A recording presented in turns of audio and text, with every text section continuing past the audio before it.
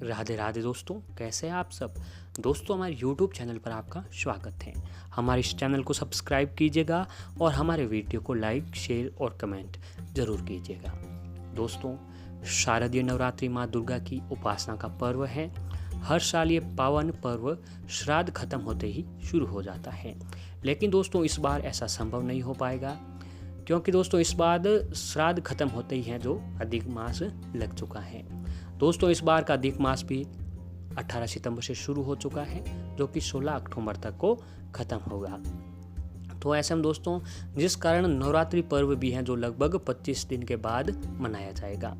महत्वपूर्ण बात यह है कि इस साल 2 महीने अधिक मास भी लग रहा है। ऐसा लीप वर्ष होने के कारण हो रहा है। ज्योतिष गणना के अनुसार दोस्तों 165 साल बाद अधिक मास एक साथ पड़ा है।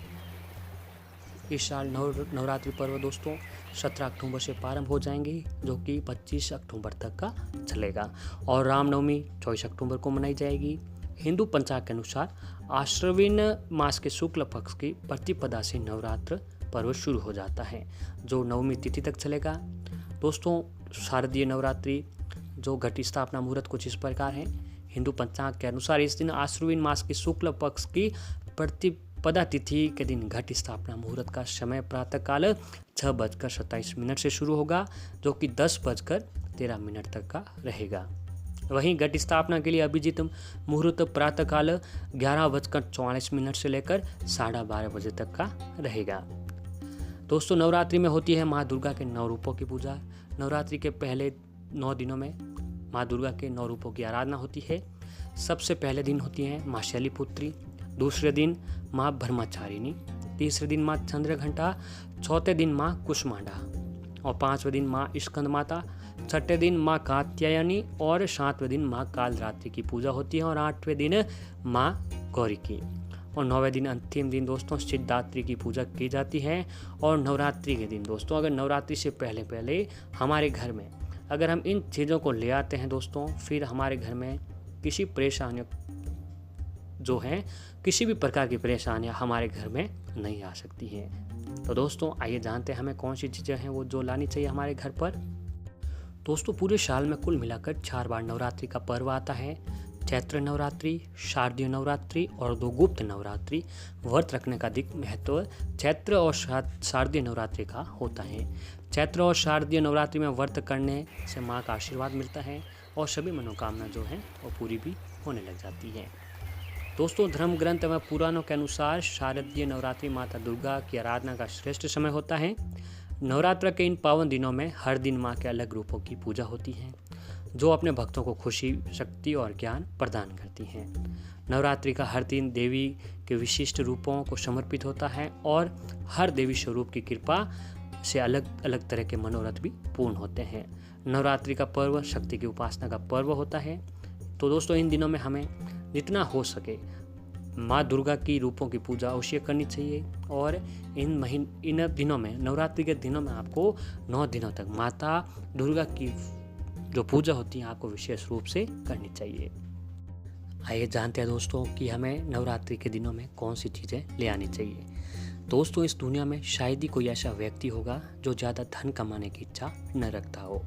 जी हाँ दोस्तों, बहुत से लोग तो कम समय में ज़्यादा धन कमाने के लिए इतनी मेहनत करते हैं कि खाना पीना तक भूल जाते हैं। पर वो कहते हैं ना कि जब तक किस्मत का साथ न हो तब तक मेहनत भी रंग नहीं लाती है। इसीलिए दोस्तों आज हम आपको बताने जा रहे हैं कि इस नवरात्रि आप किस तरह अपनी किस्मत को जगा सकते हैं और कैसे भाग्यशाली बन सकते हैं। तो इसके लिए दोस्तों ज़्यादा कुछ नहीं है, बस साधारण सी चीज़ें आपको अपने घर पर ले आनी है।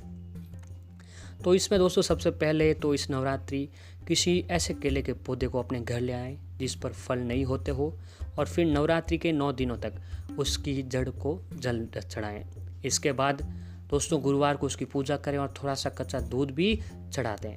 आपको बता दें कि इससे आपकी संपत्ति में बेहद वृद्धि होगी। इसके अलावा नवरात्रि में शंख पुष्प की जड़ को अपने घर ले आए और फिर उसे एक चांदी की डिब्बी में रखकर अपने घर की तिजोरी में रख लें। बता दें कि इससे माता रानी यानी माता लक्ष्मी जी की कृपा आपके ऊपर हमेशा बनी रहती है।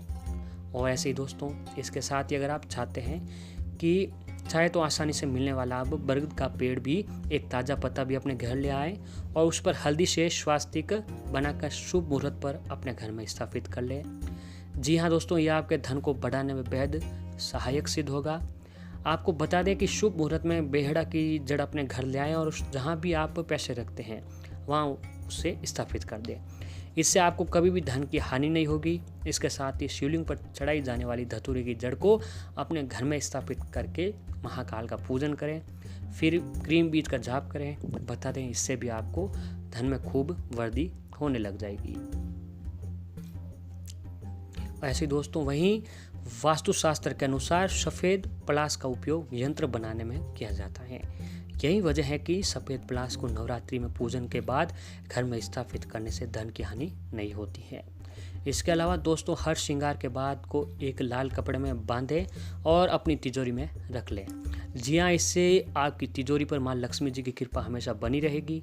और ऐसे दोस्तों, अगर आप आर्थिक परेशानियों को दूर करना चाहते हैं तो आप सफ़ेद अपराजिता का फूल गरीबी दूर करने का बेहद ही मददगार होता है। दरअसल दोस्तों, ऐसा कहा जाता है कि नीले और सफ़ेद रंग का संबंध ऐश्वर्य से होता है और यही वजह है कि ये फूल आपके ऐश्वर्य यानी धन में वृद्धि करता है। दूध की जड़ को इस नवरात्रि सही मुहूर्त पर अपने घर ले आए, फिर पूजन करने के बाद इसे तावीज में डालकर अपने गले में पहन ले। जी हाँ, इससे न केवल आपके दुखों में कमी होगी बल्कि सुख संपत्ति में भी वृद्धि होगी। और ठीक इसी तरह दोस्तों, आपको क्या करना है कि कमल जो है वो माता लक्ष्मी जी का प्रिय फूल है।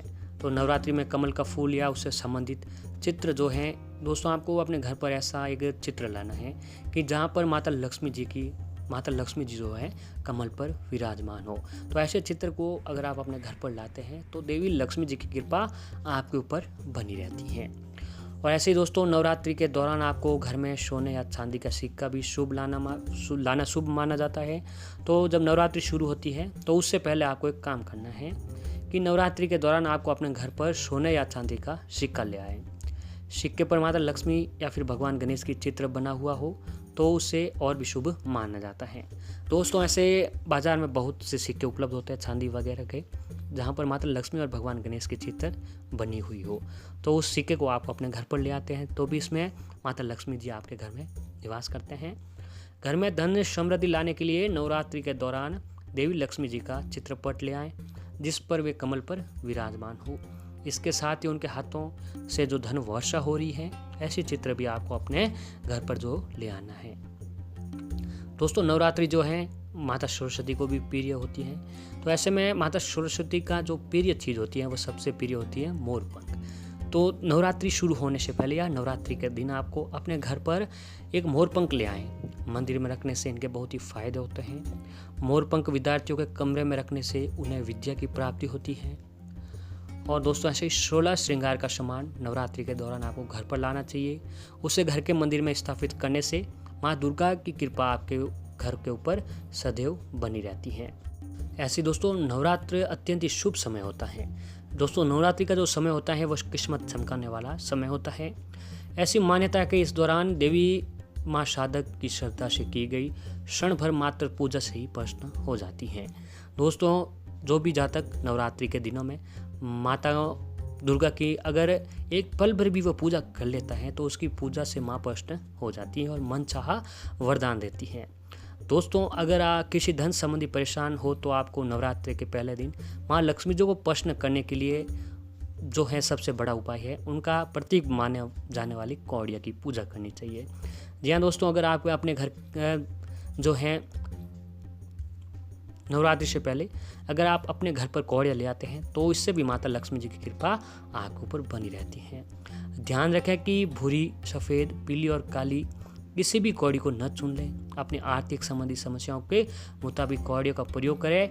दोस्तों, इसमें आपको क्या करना है कि समुद्र मंथन से जो कौड़ियाँ जो हमें प्राप्त हुई थी, तो ऐसे में दोस्तों अगर आपके घर में तमाम प्रयासों के बाद भी आपको कुछ नहीं मिल रहा है तो इन दिनों में दोस्तों, नवरात्रि के दिनों में आपको अपने घर पर पीली कौड़ियाँ जो होती हैं वो घर में लाकर स्थापित करनी चाहिए। अगर नवरात्रि से पहले या फिर नवरात्रि के दिन आप ये करते हैं दोस्तों तो आपके ऊपर माता लक्ष्मी जी की कृपा बनी रहती है। और ऐसे ही दोस्तों, आपको अपने घर पर श्री यंत्र या लक्ष्मी यंत्र को भी लाकर घर में स्थापित करना चाहिए। इस प्रकार से किए गए उपायों से आपके ऊपर माता लक्ष्मी जी की कृपा बनी रहेगी और नवरात्रि के बाद या उन दिनों में आपको उनका परिणाम भी देखने को मिल जाएगा।